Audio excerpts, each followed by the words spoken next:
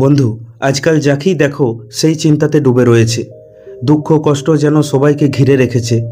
আর এই চিন্তার জন্য না আমরা নিজের খেয়াল রাখতে পারি, না আমাদের পরিবারের খেয়াল রাখতে পারি। আর সবথেকে বড় কথা, চিন্তাগ্রস্ত শরীর নিয়ে আমরা জীবনে তেমন কিছু করতেও পারি না। কিন্তু এই চিন্তা কেন উৎপন্ন হয়, আর এই চিন্তা থেকে কিভাবে মুক্তি পাওয়া যায়, আজ আমরা এই ভিডিওতে সেটাই জানতে চলেছি। আজ আমরা তথাগত গৌতম বুদ্ধের একটি কাহিনী থেকে জানব চিন্তা আমাদের মধ্যে কেন উৎপন্ন হয় আর কিভাবে চিন্তামুক্ত থাকা যায়। তাই ভিডিওটি অবশ্যই শেষ পর্যন্ত দেখুন। এটা সেই সময়ের কথা যখন গৌতম বুদ্ধের নামডাক বহু দূর দূরান্ত পর্যন্ত ছড়িয়ে পড়েছিল। অনেক দূর দূর থেকে মানুষ তাদের সমস্যা নিয়ে গৌতম বুদ্ধের কাছে আসতো। তাদের বিশ্বাস ছিল তথাগত বুদ্ধের কাছে সব সমস্যার সমাধান আছে। এরকমই একদিন এক মধ্যবয়স্ক ব্যক্তি তার 20-22 বছরের ছেলেকে নিয়ে গৌতম বুদ্ধের সামনে উপস্থিত হয়। গৌতম বুদ্ধ তখন তার শিষ্যদের প্রবচন দিচ্ছিলেন, তাই তিনি তাদেরকে ইশারা করে বসতে বললেন। সেখানের পরিবেশ খুবই মনোরম ছিল। চারিদিকে শুধু সবুজ আর সবুজ, মাঝে মধ্যেই ভেসে আসছিল পাখিদের কলরব। এই পরিবেশ বাবা ও ছেলের বেশ ভালো লাগছিল। তারপর যখন প্রবচন শেষ হলো আর সবাই চলে গেল, তখন বুদ্ধ তাদেরকে নিজের কাছে ডাকলেন আর এখানে আসার কারণ জিজ্ঞাসা করলেন। ব্যক্তিটি তখন গৌতম বুদ্ধকে বলে, হে তথাগত, আমি 2 দিন যাত্রা করে আমার ছেলেকে নিয়ে আপনার কাছে এসেছি। এ হলো আমার একমাত্র ছেলে। এ কেবল দিনরাত চিন্তা করে, এর মধ্যে কোনো উৎসাহ নেই, কোনো উত্তেজনা নেই। সারাদিন একে ক্লান্ত দেখায়, সাথে সাথে মেজাজও খিটখিটে হয়ে যায়। আজকাল ছোট ছোট বিষয়ে ভীষণ রেগে যায়। আমি ছেলেকে নিয়ে বৈদ্যর কাছেও গিয়েছিলাম। তিনি ওষুধ দিয়ে বললেন ছেলেকে চিন্তা করতে মানা করবে। চিন্তার কারণেই তোমার ছেলের শরীর দুর্বল হয়ে পড়ছে। আমি ছেলেকে অনেক বুঝিয়েছি, কিন্তু আমি তার চিন্তা দূর করতে পারিনি। এবার আপনি কিছু একটা উপায় বলে দিন, যাতে আমার ছেলে চিন্তা করা ছেড়ে দেয়। ব্যক্তিটির কথা শুনে বুদ্ধ ছেলেটির দিকে বেশ কিছুক্ষণ দেখেন। তারপর তিনি বলেন, চিন্তা কি কেউ করতে চায়? কেউ করতে চায় না। কিন্তু তবুও তো চিন্তা মানুষের মাথাকে উই পোকার মতো খেতে থাকে। কখনো কখনো তো মানুষ বুঝতেই পারে না যে সে চিন্তার শিকার হয়ে পড়েছে। কিন্তু কোনো মানুষ যদি চিন্তা উৎপন্ন হওয়ার কারণগুলোকে বুঝে নিতে পারে, তাহলে সে একটি চিন্তামুক্ত জীবন কাটাতে পারবে। সবার প্রথমে তোমরা এটা বোঝো যে চিন্তা কেন উৎপন্ন হয়। যখন কোনো মানুষের শরীর আর মনের মধ্যে দূরত্ব তৈরি হয়, তখন চিন্তার জন্ম হয়। এই দূরত্ব যত বেশি হবে, চিন্তা তত বাড়বে। শরীর আর মনের এই টানাটানিকেই চিন্তা বলে।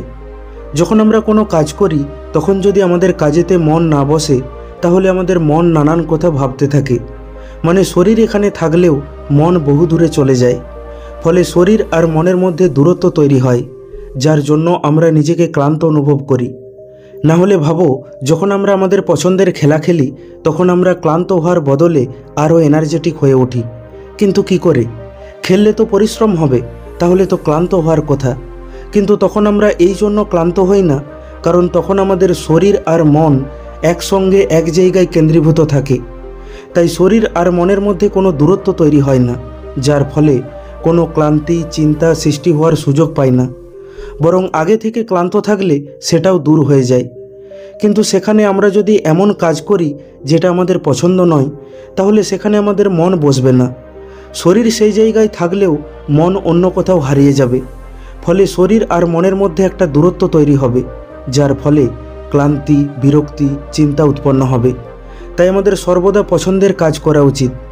একটি সময়ে কেবল একটি কাজকেই করা উচিত, আর সেখানে আমাদের শরীর ও মনকে সম্পূর্ণরূপে নিয়োজিত করা উচিত, যাতে আমাদের মধ্যে চিন্তা উৎপন্নই না হতে পারে। তারপর গৌতম বুদ্ধ বলেন, আমাদের মধ্যে চিন্তা উৎপন্ন হওয়ার মুখ্য 8টি কারণ রয়েছে।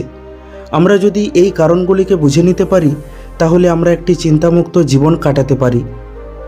আমাদের মধ্যে চিন্তা সৃষ্টিকারী প্রথম কারণ হলো অতিরিক্ত উচ্চাকাঙ্ক্ষী হওয়া। উচ্চাকাঙ্ক্ষী হওয়া ভালো, তবে অতিরিক্ত উচ্চাকাঙ্ক্ষী হওয়া ভালো না। কারণ আমাদের সব লক্ষ্য সব ইচ্ছা কখনোই পূরণ হবে না। আসলে আমাদের ইচ্ছার কোনো শেষই নেই, একটা পূরণ হলে আরেকটার জন্ম হয়। আর এভাবেই আমরা সারা জীবন লক্ষ্যের ও ইচ্ছার পিছনে দৌড়াতে থাকি। যারা অতিরিক্ত উচ্চাকাঙ্ক্ষী হয়, তারা বর্তমানে থাকতে পারে না। তারা শুধু ভবিষ্যৎ নিয়েই চিন্তা করতে থাকে। তাদের শরীর বর্তমানে থাকলেও তাদের মন ভবিষ্যতের পরিকল্পনা করতে থাকে। ফলে শরীর আর মনের মধ্যে দূরত্বের সৃষ্টি হয়, যার জন্য তারা একটি চিন্তাগ্রস্ত জীবন কাটায়। গৌতম বুদ্ধের মুখ থেকে এমন কথা শোনার পর ছেলেটি বলে, তার মানে আমাদের লক্ষ্য বানানো উচিত নয়? তখন গৌতম বুদ্ধ বলেন, জীবনে লক্ষ্য বানানো খারাপ নয়, কিন্তু সমস্যা তখন তৈরি হয় যখন আমরা আমাদের সমস্ত ধ্যান সেই লক্ষ্য থেকে পাওয়া ফলাফলের ওপর দিয়ে ফেলি, সেই ফলাফলের কথা ভেবে চিন্তা করি। কিন্তু আমাদের বুঝতে হবে, আমাদের বর্তমানেও বাঁচতে শিখতে হবে। তুমি লক্ষ্য বানাও আর সেই লক্ষ্যকে পূরণ করার জন্য কঠোর পরিশ্রমও করো, কিন্তু সাথে সাথে তোমাকে এটাও মাথায় রাখতে হবে যে এখন তুমি বর্তমানে রয়েছো, তাই বর্তমানকেও উপভোগ করা দরকার, কারণ বর্তমানই সত্য। তারপর গৌতম বুদ্ধ বলেন, আমাদের চিন্তা সৃষ্টিকারী দ্বিতীয় কারণ হলো হিংসা। যখন আমরা অপরকে উন্নতি করতে দেখি তখন আমাদের মনে হিংসা উৎপন্ন হয়, আর এই হিংসা আমাদের ভিতরে ভিতরে ক্ষতবিক্ষত করে তোলে। অপরের খুশি আর উন্নতি আমাদের চিন্তার কারণ হয়ে ওঠে। আমরা মানুষেরা নিজের দুঃখে এতটা দুঃখী হই না যতটা অপরের খুশিতে দুঃখী হই, কিন্তু হিংসা করলে শুধু আমাদেরই ক্ষতি হবে, আমাদের মানসিক শান্তি নষ্ট হবে, আমাদের মধ্যে চিন্তা বাসা বাঁধবে। তাই আমাদের অপরের ওপর হিংসা করা উচিত নয়। এর পরিবর্তে নিজের সবটুকু দিয়ে আমাদেরকেও চেষ্টা করে যেতে হবে, আমাদেরকেও পরিশ্রম করতে হবে, তাহলে আমরাও জীবনে এগিয়ে যেতে পারবো। তারপর গৌতম বুদ্ধ বলেন, চিন্তা সৃষ্টিকারী তৃতীয় কারণ হলো নিজের পছন্দ মতো কাজ না করা। আমরা যদি এমন কাজ করি যা আমাদের পছন্দ নয়, যে কাজে আমাদের আগ্রহ নেই, তাহলে সেই কাজে আমাদের মন লাগতে পারে না। আমাদের শরীর সেই কাজকে করলেও আমাদের মন এদিক ওদিক পালিয়ে বেড়াবে, যার ফলে আমাদের শরীর আর মনের মধ্যে দূরত্ব তৈরি হবে, আর তখনই আমরা চিন্তাগ্রস্ত হয়ে পড়ব। তাই আমাদের সেই কাজ করা উচিত যা করতে আমরা পছন্দ করি। যদি কোনো মানুষ এটা বুঝে উঠতে পারে যে কী কাজ করতে সে পছন্দ করে, আর সেই কাজকে যদি সে লক্ষ্য বানিয়ে ফেলে, তাহলে সেটা তার কাছে আর কাজ মনে হবে না, বরং সেটা তার কাছে একটা খেলা মনে হবে। আর সবথেকে বড় কথা, সেই কাজটা করে সে আনন্দ পাবে। আর যখন কোনো কাজকে আনন্দের সাথে করা হয়, তখন সেখানে সফল হওয়ার সম্ভাবনাও কয়েক গুণ বেড়ে যায়। তারপর গৌতম বুদ্ধ বলেন, চিন্তা সৃষ্টিকারী চতুর্থ কারণ হলো অপরের থেকে বেশি বেশি প্রত্যাশা রাখা। তারপর গৌতম বুদ্ধ সেই ব্যক্তির দিকে ইশারা করে বলেন, একজন বাবা হওয়ার জন্য তুমি তোমার ছেলের থেকে অনেক কিছু আশা করো। যেমন তোমার ছেলে একজন সফল মানুষ হয়ে উঠবে, তোমার মুখ উজ্জ্বল করবে। এক কথায় বললে, তুমি যেমন চাও সে তেমন মানুষ হয়ে উঠবে, তোমার সব কথা মানবে। কিন্তু সর্বদা মনে রাখবে, যখনই মানুষ অন্যের থেকে প্রত্যাশা করে, তখন সে নিজের অজান্তেই নিজের জন্য চিন্তার ও দুঃখের জাল বুনে ফেলে, আর একদিন সেই জালেই সে জড়িয়ে পড়ে। যদি তোমার ছেলে তেমন না হয়ে উঠতে পারে যেমন তুমি চাইছো, তাহলে চিন্তা তোমায় ঘিরে ধরবে। ধীরে ধীরে তুমি একটি চিন্তাগ্রস্ত জীবনযাপন করতে শুরু করবে। এই চিন্তার কারণে তুমি তোমার ছেলের সাথে এমন ব্যবহার করবে, এমন কথা বলবে, যার ফলে তোমার সাথে তোমার ছেলের সম্পর্ক আরও খারাপ হয়ে উঠবে। তাই আমাদের চেষ্টা করতে হবে যে অন্যের থেকে যতটা পারা যায় ততটা কম প্রত্যাশা রাখার। আর যদি সম্পূর্ণরূপে চিন্তামুক্ত থাকতে চাও, তাহলে অপরের থেকে প্রত্যাশা রাখা একেবারে বন্ধ করে দাও। তারপর গৌতম বুদ্ধ বলেন, চিন্তা সৃষ্টিকারী পঞ্চম কারণ হলো শারীরিক কষ্ট। যখন কোনো মানুষ শারীরিক কষ্টের মধ্যে দিয়ে দিন কাটায়, তখন তার সম্পূর্ণ ধ্যান সেই শারীরিক যন্ত্রণার উপর থাকে। সারাদিন সে সেই নিয়েই চিন্তা করতে থাকে আর নিজেকে দুঃখী মনে করে। এমন অবস্থায় মানুষ চিন্তাগ্রস্ত হয়ে পড়ে। কিন্তু আমাদের বুঝতে হবে যে শরীর থাকলে অসুখ জ্বালা হবেই, এমনকি একদিন আমাদের মৃত্যুও হবে। এটাই চিরন্তন সত্য, এর থেকে কেউ বাঁচতে পারবে না। একদিন না একদিন সবার মৃত্যু হবে। পার্থক্য শুধু এইটুকু যে কারো আগে হবে আর কারো পরে হবে। যে এটা মনে রাখবে সে নিজের রোগকে নিয়ে খুব বেশি চিন্তা করবে না, বরং সে নিজেকে ভালো রাখার চেষ্টা করবে। তার জন্য শরীরচর্চা করবে, ব্যায়াম করবে, উপযুক্ত খাবার খাবে, যাতে সে তাড়াতাড়ি সুস্থ হতে পারে। তারপর গৌতম বুদ্ধ বলেন, চিন্তা সৃষ্টিকারী ষষ্ঠ কারণ হলো ভালোভাবে পরিকল্পনা না করে কোনো কাজকে শুরু করা। আমাদের মধ্যে অনেকেই ঠিকমতো পরিকল্পনা না করে কাজ করতে শুরু করে দিই, আর পরে যখন ব্যর্থ হই তখন চিন্তা করতে থাকি। এর কারণ হলো কোনো কাজ করার আগে সেই কাজের সম্পর্কে আমরা ভালোভাবে খোঁজখবর নিই না, ভালোভাবে পরিকল্পনা করি না। কিন্তু যে কোনো কাজকে শুরু করার আগে তার ভালো আর খারাপ দুটো দিককেই ভালোভাবে দেখতে হবে।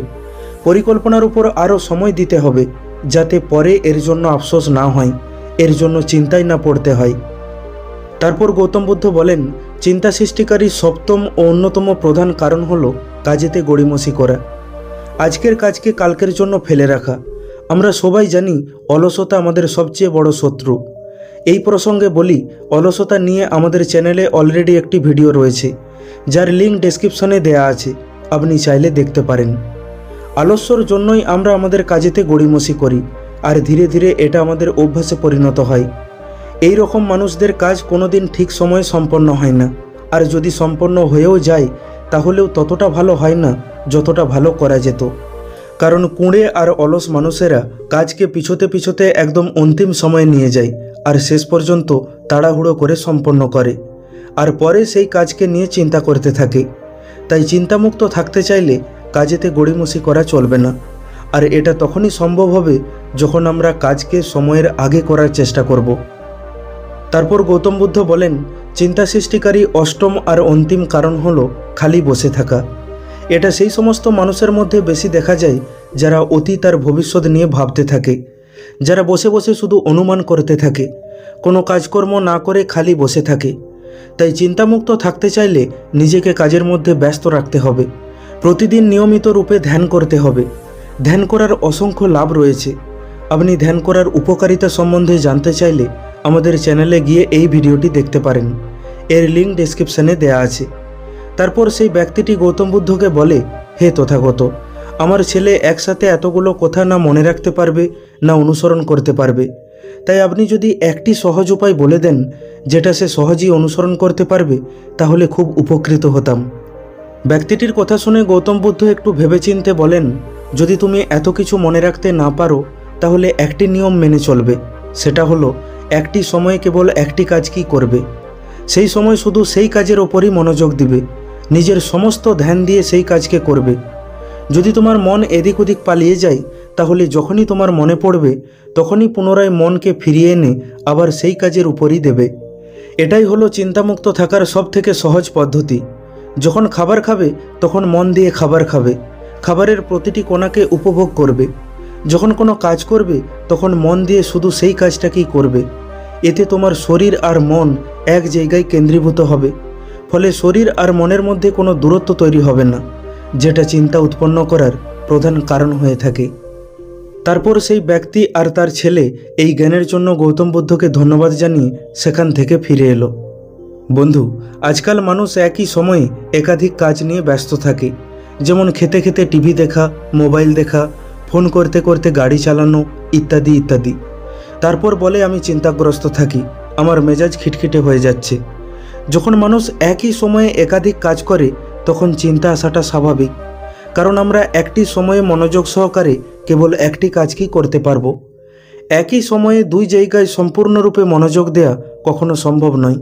তাই আমাদের সর্বদা চেষ্টা করতে হবে একটি সময়ে কেবল একটি কাজকেই করা আর সম্পূর্ণ ধ্যান দিয়ে সেটা সম্পন্ন করা। বন্ধু, আশা করি ভিডিওটি থেকে আপনি কিছু শিখতে পারলেন। ভিডিওটি কেমন লাগলো কমেন্ট করে অবশ্যই জানান। ভালো লাগলে লাইক করে দিন আর আপনজনের সাথে শেয়ার করে নিন।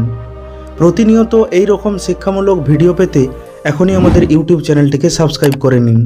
খুব তাড়াতাড়ি ফিরে আসব অন্য একটি শিক্ষামূলক ভিডিও নিয়ে। ভালো থাকবেন। ধন্যবাদ।